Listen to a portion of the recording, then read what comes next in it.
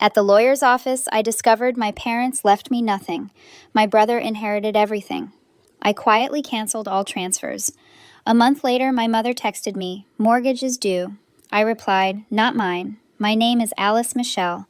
I'm 32 years old, and I built my contracting business from nothing, just sweat and determination."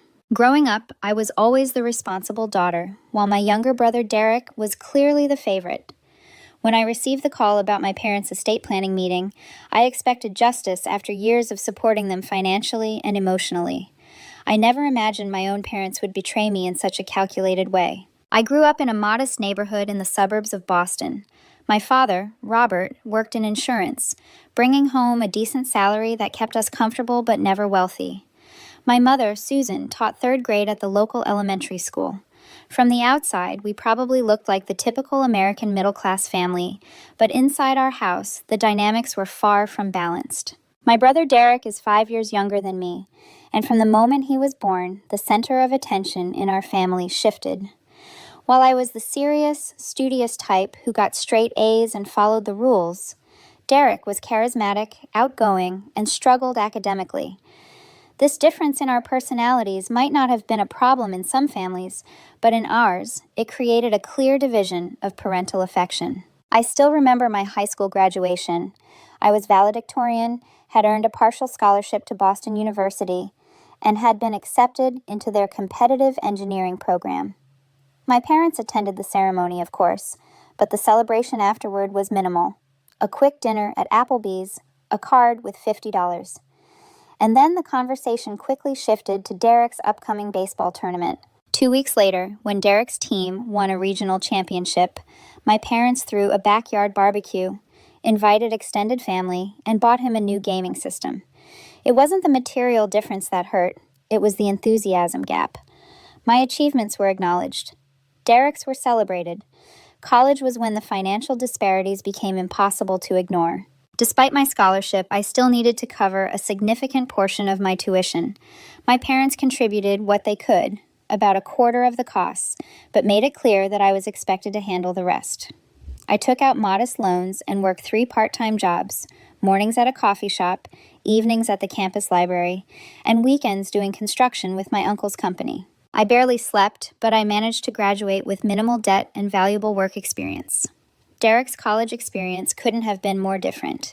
He attended a private university with tuition significantly higher than mine, despite his mediocre grades.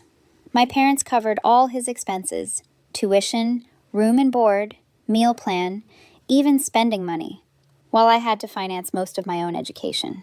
When I asked my father about this disparity once, he simply said, "Derek isn't as independent as you, Alice. He needs more support." That pattern continued after graduation. I discovered I had a talent for construction work and project management. I saved every penny from my entry-level job at a construction company, took night classes in business administration, and finally launched Michelle Contracting at 26. Those first 2 years were brutal. 80-hour work weeks, sleeping on a mattress in my office to save on rent, reinvesting every dollar of profit back into the business. No vacations, no love life, just work and determination. Meanwhile, Derek bounced between jobs, never staying anywhere more than a few months. He claimed he was finding his passion, but mostly he was finding his way to bars and parties. When he turned 25, he announced he wanted to open a sports memorabilia store, despite having no retail experience or business knowledge. My parents remortgaged their house to give him $75,000 in startup capital. The business failed in 8 months. Derek blamed the location, the economy, online competition, everything except his own poor management and tendencies to use the store's inventory to impress his friends. My parents wrote off the loss with minimal criticism and continued supporting him financially.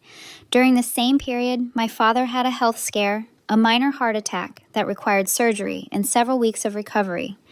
Insurance covered most of it, but there was still a $30,000 gap. I paid it without hesitation, postponing equipment purchases that would have helped my growing business. My parents thanked me, but there was an air of expectation about it, as if it were simply my duty as the successful daughter. This established a pattern. I became the family's financial safety net while receiving minimal emotional support or recognition. Sunday family dinners became a stage for Derek's latest ideas and ventures, while my business achievements received superficial acknowledgement at best. I sat there listening to my parents get excited about how Derek was finding himself while I was building something real, something sustainable.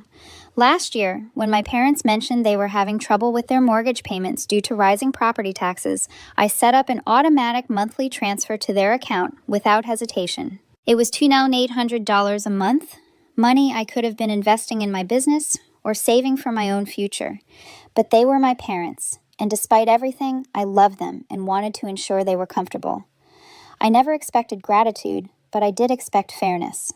That's why, when I received the call from Thomas Wilson, my parents' attorney, about an estate planning meeting, I wasn't worried. I assumed it would be a standard discussion about how their modest assets would be divided equally between Derek and me when the time came. After all, while they might have favored Derek emotionally, surely they wouldn't extend that favoritism to financial matters after death, especially given how much I had contributed to their financial stability over the years. I couldn't have been more wrong. The call from Thomas Wilson came on a Tuesday afternoon while I was overseeing a kitchen renovation in Brooklyn. His voice was professionally neutral as he explained that my parents had requested my presence at their estate planning meeting that Friday. When I asked for details, he simply said it would be better to discuss everything in person. Something in his tone unsettled me, but I dismissed it as my own paranoia. Friday arrived, and I pulled up to the law office in downtown Boston, an elegant glass building that screamed expensive hourly rates. I dressed in my best business casual, dark jeans, and a pressed button-down shirt. Construction work doesn't require much formal wear, but I keep a few nice pieces for client meetings.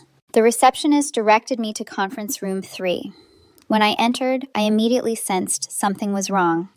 My parents sat rigidly on one side of a long mahogany table, avoiding eye contact. Derek was beside them, fidgeting with his watch, an expensive Tag Heuer I knew he couldn't afford on his own. Attorney Wilson sat at the head of the table, manila folders carefully arranged in front of him. "Alice, thanks for coming," Wilson said, gesturing to the empty chair across from my family. "Now that everyone's here, we can begin." The conference room felt cold despite the spring warmth outside. Artwork that was probably selected to impress clients hung on the walls, abstract pieces in corporate blues and grays. I took my seat, noticing my mother's nervous glance at my father, who was staring fixedly at the table. "As you know," Wilson began, "we're here to discuss Robert and Susan's estate planning. They've made some decisions they feel it's important to communicate clearly while everyone is present." He opened the top folder and pulled out several documents. "I'll be direct.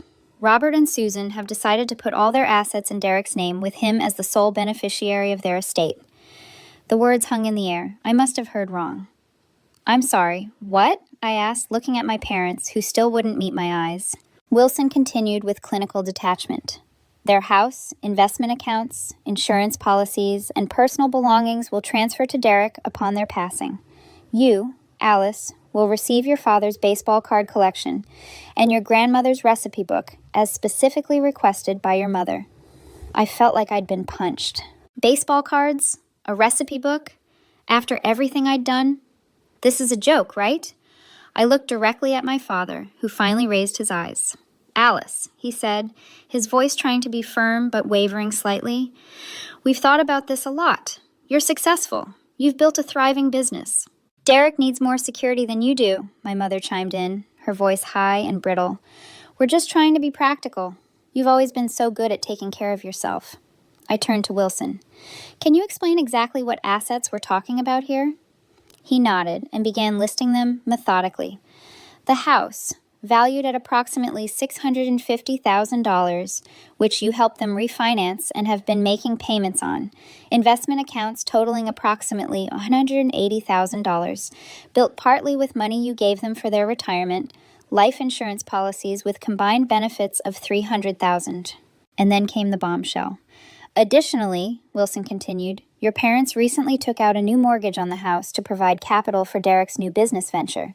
The mortgage amount is $275,000 with monthly payments of $2,800. My head was spinning. The exact amount I had been transferring monthly. They hadn't needed help with existing mortgage payments.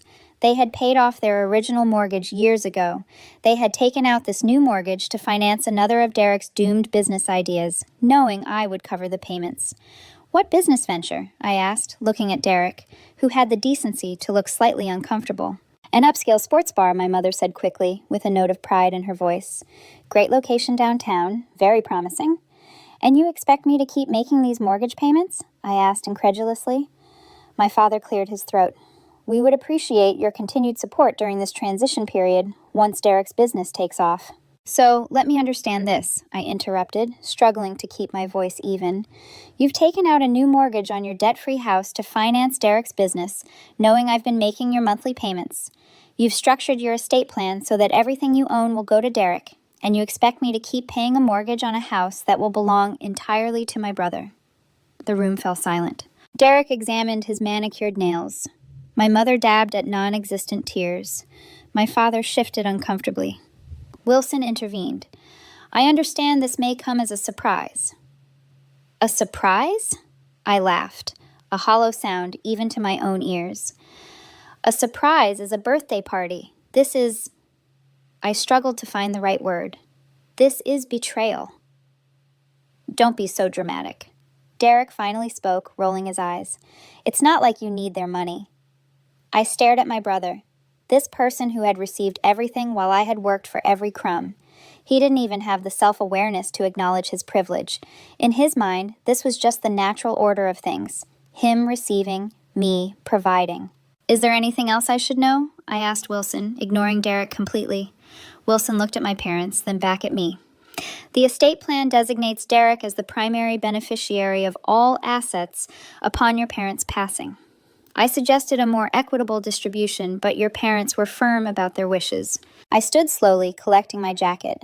"Thank you for your time, Mr. Wilson. I appreciate your transparency." "Alice, wait," my mother called as I headed for the door. "We should discuss this as a family, maybe Sunday dinner." I turned one last time, taking in the tableau. My nervous parents, my entitled brother, the lawyer with his neat stacks of papers documenting my family's complete disregard for my contributions and sacrifices. "I won't be at dinner," I said quietly. "I have some financial planning of my own to do." I left, ignoring my mother's calls and my father's suddenly authoritative voice demanding I come back. In the elevator down to the parking garage, my phone began buzzing, with texts and calls. I put it on silent and drove home in a state of numb disbelief. The magnitude of the betrayal wasn't fully registering yet. This wasn't about the money itself, it was about what the money represented. Years of unreciprocated support, of being taken for granted, of being valued only for what I could provide. For the first time, I saw with perfect clarity that in my family's eyes, I wasn't a daughter or a sister. I was an ATM with a pulse, and it was time to close that account. That night, I finally read the avalanche of messages from my family. My mother's texts ranged from concerned, "Are you okay? Please call us," to guilt-inducing, "After everything we've done for you." My father's were more direct. "You're overreacting. Call immediately to discuss your responsibilities." Derek had sent only one message, again, making everything about you. I turned off my phone and went to bed, preparing for the storm that would follow when my family discovered I had cut off the money flow. Tomorrow would bring confrontation, but tonight I needed rest. The weight of financial obligation had been lifted from my shoulders, replaced by the heavier but necessary burden of establishing independence from toxic family ties. But first, I needed to understand the full scope of what I'd been giving them. I spent the evening going through my financial records with a fine-tooth comb, documenting every contribution I'd made over the years. The numbers were staggering when laid out in black and white. Derek's college tuition contributions, $14,000, given directly to my parents when they claimed they couldn't cover his sophomore year expenses. Dad's medical bills, $32,475 for the cardiac procedure and follow-up care. Home repairs, $20,750 for a new roof, updated plumbing, and electrical work when they discovered knob and tube wiring in their attic. Monthly transfers over the past 5 years, varying amounts averaging about $1,500 monthly before this year's $2,800, totaling over $90,000. Emergency assistance, approximately $15,000 for car repairs, appliance replacements, and other unexpected expenses. The total stunned me. More than $175,000 in just 5 years. Money that could have grown my business faster, bought my own house, or built my retirement savings. As I dug deeper into the bank statements, I noticed something that made my blood run cold. Several large withdrawals had been made from my parents' account, to which I had significantly contributed, the day before deposits appeared in Derek's personal account. They had been funneling my financial assistance to him all along. I leaned back in my chair, processing this new level of deception. It wasn't just that they planned to give Derek everything after their death. They had been redirecting my support to him the entire time. Every dollar I thought was helping my parents maintain their standard of living had actually been subsidizing Derek's lifestyle and failed business ventures. The betrayal felt even more complete now. Not only had they excluded me from their will while expecting continued financial support, but they had been systematically deceiving me about where my money was actually going. I was funding Derek's life through what I thought was assistance to my parents.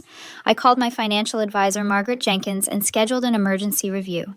If my family was escalating to workplace confrontations and financial manipulation, I needed to ensure all my business assets were completely protected. I also made a decision that felt both terrifying and liberating. I would document everything and be prepared to show the extended family exactly what had been happening if they tried to paint me as the villain. That night, I drafted a detailed timeline of financial contributions, complete with bank records and documentation. If this was going to become a family war, I would be armed with facts, not emotions. The truth would be my shield against their inevitable attempts to gaslight and manipulate. The first indication that my parents had discovered the canceled transfers came at 9:17 a.m. the following Wednesday. I was at a job site overseeing electrical work when my phone exploded with notifications. From Mom. There must be an error with the bank. Your monthly transfer hasn't gone through. From Dad. Call immediately about the financial situation. This is unacceptable. 3 missed calls from their number in the span of 5 minutes.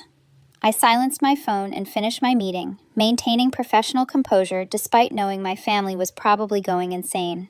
By the time I returned to my truck, I had 7 missed calls and a voicemail from my father that began with heavy breathing and ended with, "This childish behavior stops now, Alice. You have responsibilities." Responsibilities. As if I hadn't been carrying more than my share for years. Instead of calling back immediately, I drove to my office and asked my assistant Tina to hold all non-urgent calls. I needed to prepare for this conversation. After 30 minutes of collecting my thoughts and reviewing financial facts, I called my parents' house. My mother answered on the first ring. "Alice, thank God. Has there been some error with the bank?" "It's not an error," I said, keeping my voice calm. "I've canceled the transfers." Silence. "What?" "But the mortgage payment is due in 2 days." "I'm aware of that." "I don't understand. Is this about the meeting with Thomas? Are you punishing us over some perceived slight?" "Perceived slight?" I couldn't help but laugh.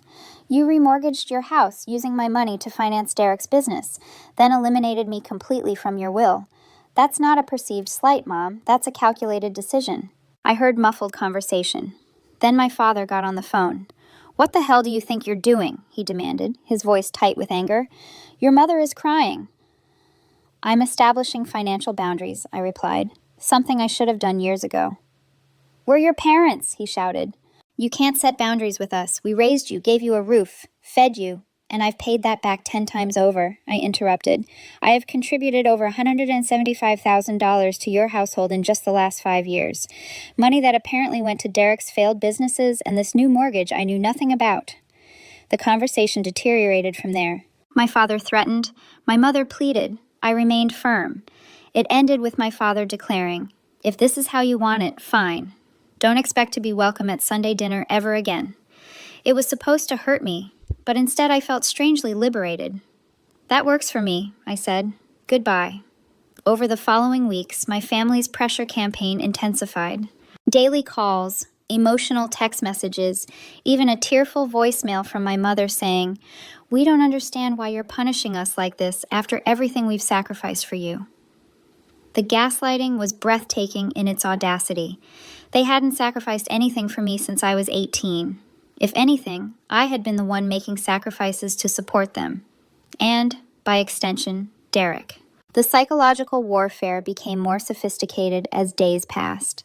My mother began calling my colleagues, claiming she was worried about Alice's mental state and asking if they'd noticed any changes in my behavior. When my friend Michael told me about her call to his construction company, I realized they were trying to damage my professional reputation to pressure me back into compliance. "She actually suggested you might be having a breakdown," Michael reported over beers one evening. "Said the family was concerned about your erratic financial decisions and wondered if work stress was affecting your judgment." This was a new low even for them.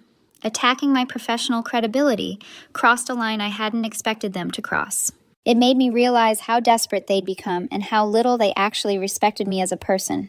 To them, I was truly just a resource to be manipulated, not a human being with legitimate grievances. I began documenting these calls, asking friends and colleagues to keep records of any contact from my family members. My lawyer friend Sarah suggested I might need a restraining order if the harassment continued to escalate. "They're essentially stalking you through your professional network," she pointed out. "That's not normal family dysfunction. That's potentially illegal behavior." The irony wasn't lost on me. The same parents who had dismissed my feelings and contributions for years were now claiming to be concerned about my mental health because I'd finally stood up for myself. They couldn't conceive that my decision was rational and long overdue. In their minds, only mental illness could explain why their personal ATM had suddenly stopped dispensing cash. 3 days after I had canceled the transfers, I was reviewing quarterly projections when my phone lit up with a text from my mother. "Mortgage payment due today. Bank threatening foreclosure if not received by 5 p.m. I stared at the message for a long time, my thumb hovering over the keyboard. Finally, I typed 2 words and hit send. Not mine. My mother's response came almost immediately, a single crying emoji followed by silence. It was emotional manipulation 101, designed to trigger guilt without actually addressing the real issue. 20 minutes later, my father called. Against my better judgment, I answered. "What the hell is wrong with you?" he demanded without preamble. "Your mother is having a breakdown." "I've made my position clear," I replied, keeping my voice steady. "The mortgage isn't my responsibility." "We're about to lose our house," he shouted. "The house you grew up in. The house you remortgaged to finance Derek's business without telling me, despite knowing I was making the payments," I corrected. "The house that's going to Derek anyway, according to your estate plan." The confrontations continued, including my parents showing up at my workplace, creating scenes that threatened my professional reputation. But I held firm. For the first time in my adult life, I was putting myself first, not out of selfishness, but out of necessary self-preservation. Months passed. Through my Aunt Emma, I learned that my parents had defaulted on 2 mortgage payments and received formal notice from the bank about potential foreclosure proceedings. Derek's sports bar was struggling, and he'd been forced to take a part-time job to supplement his income. "Reality is hitting them hard," Emma reported during one of our weekly check-in calls. "Derek actually asked your father for advice about possibly selling the business before it completely tanks." "That's surprising," I admitted. Derek had always rejected advice, preferring to learn lessons the hard way. "I think he's finally growing up," Emma suggested. "Nothing matures you quite like facing the consequences of your choices without a bailout." During this period, I began to see the broader impact of my decision rippling through the family system. Extended relatives who had initially taken my parents' side started asking more pointed questions when the full financial picture became clear. Aunt Emma had been instrumental in setting the record straight, sharing the documentation I'd provided about years of one-sided financial support. My cousin Rachel called me directly after learning about the situation from Emma. "I had no idea you'd been supporting them for so long," she said. "When your mom reached out asking for money, she made it sound like you'd suddenly abandoned them for no reason. She never mentioned the estate planning or the fact that you'd been paying their mortgage." This pattern repeated throughout our extended family. My parents had been selectively sharing information, painting themselves as victims of my sudden cruelty while omitting the context that led to my decision. When relatives learned the full story, the years of financial support, the secret remortgage, the exclusion from the will, most of them understood my position completely. "Your parents have always had boundary issues," my Uncle Frank confided during a family barbecue I attended without them. "Your grandmother used to complain about how your mother would manipulate situations to get what she wanted. I see the same patterns now." It was validating to hear that others had observed these dynamics over the years. I'd often wondered if I was being too sensitive or reading too much into situations. Learning that extended family members had noticed my parents' manipulative tendencies helped confirm that my decision wasn't an overreaction, but a necessary response to long-standing toxic patterns. My own life had settled into a new, healthier rhythm. My business was thriving. I'd finally bought my own house and started dating Lucas, an architect who helped me see what healthy relationships actually looked like. I continued therapy, processing years of normalized manipulation and exploitation. The opportunity for reconciliation came when my father sent me a handwritten letter, the first written communication he'd sent that wasn't an email or text in probably 15 years. I opened it cautiously, half expecting another guilt trip or financial appeal. Instead, I found something I'd never received from my father before, a genuine apology. "Dear Alice," he wrote in his precise engineer's handwriting, "I've started and discarded this letter a dozen times, struggling to find the right words. The simple truth is that your mother and I have treated you unfairly for many years. We took your success and responsibility as license to expect more and more from you while giving less and less in return. The estate planning decisions were the culmination of years of unbalanced family dynamics, and your reaction, while painful for us, was justified. Selling the house and moving to something smaller has been humbling but necessary. For the first time in years, we're living within our means instead of relying on your generosity. I don't expect this letter to immediately repair the damage we've caused to our relationship, but I hope it can be a first step toward a more honest and balanced connection in the future, if you're willing. With love and regret, Dad." I read the letter 3 times, processing its meaning. It contained no requests for money, no subtle guilt trips, no minimization of their actions, just acknowledgement, accountability, and an open door to reconciliation without pressure. I called my father 2 days later. The conversation was initially awkward, both of us uncertain of this new territory where old patterns no longer applied. But gradually, we found our way to more authentic communication than we'd had in years. Over the following weeks, I gradually reestablished contact with my family, taking careful, measured steps rather than an immediate return to previous patterns. Coffee with my father became a weekly ritual. My mother eventually reached out with her own apology.